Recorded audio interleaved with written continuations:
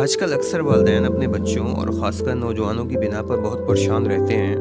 لڑکے لڑکیوں کی دوستیاں، عشق و محبت کے معاملات، ٹی وی، انٹرنیٹ اور موبائل کے ذریعے بآسانی دستیاب ہو جانے والے نامناسب مواد وغیرہ نے والدین کی فکروں میں بہت اضافہ کر دیا ہے۔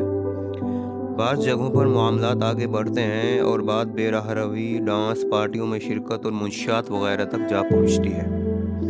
یہ صورتحال انفارمیشن ایج کا وہ ضمنی نتیجہ ہے جس سے بچنا ممکن نہیں۔ آج کل موبائل، کیبل اور ڈش ٹی وی اور ان پر آنے والے ان گنت چینلز اور انٹرنیٹ وغیرہ زندگی کا ایک لازمی جزو بن گئے ہیں۔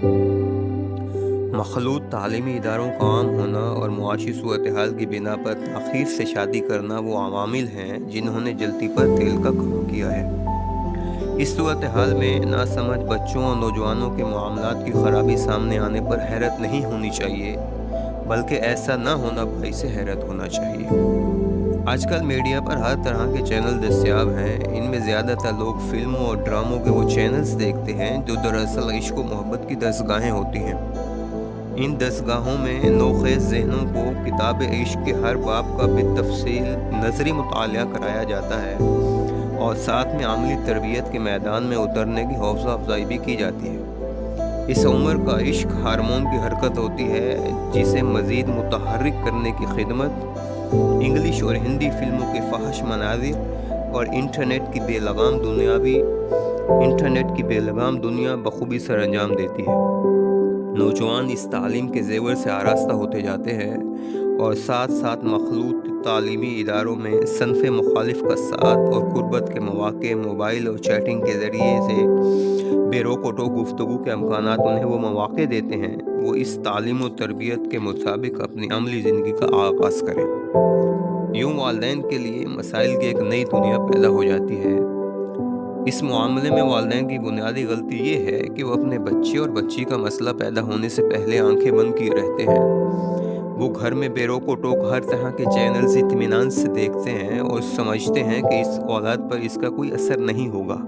وہ بچوں کو موبائل لے کر دیتے ہیں، کمپیوٹر اور انٹرنیٹ ان کی بنیادی ضرورت سمجھ کر لگوا کر دیتے ہیں۔ وہ بچوں کو موبائل لے کر دیتے ہیں، انہیں مخلوط تعلیمی اداروں میں بھیجتے ہیں اور بھول جاتے ہیں کہ ان چیزوں کے ساتھ وہ سارے نتائج ناگزیر ہیں جو اوپر بیان کر چکا ہوں۔ ہمارے نزدیک اس مسئلے کا حل یہی ہے کہ والدین مسئلہ پیدا ہونے سے پہلے محتاط رہیں۔ وہ بچوں کو ان کی فرمائش پر ہر چیز فوراً لے کر نہ دے دیا کریں۔ چیز جب فوراً لے کر دے دی جاتی ہے تو بچے اسے اپنا حق سمجھتے ہیں اور اس میں والدین کا کوئی احسان اور اپنی کوئی ذمہ داری محسوس نہیں کرتے۔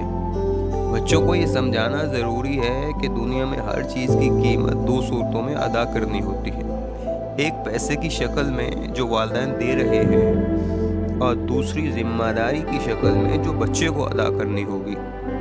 چنانچہ جب انہیں کوئی سہولت آسانی سے فراہم کریں تو ان پر یہ واضح کریں کہ ان چیزوں کے غلط استعمالات کیا ہوتے ہیں تاکہ بچے اپنی ذمہ داری سے آگاہ رہیں۔ سہولت دینے کے بعد بچوں کی مسلسل نگرانی کریں، ان کی سرگرمیوں اور خاص کر اس کے دوستوں پر نظر رکھیں، مگر یہ نگرانی پولیس کی طرح نہیں بلکہ شفیق والدین اور ہمدرد دوست کی طرح ہونی چاہیے۔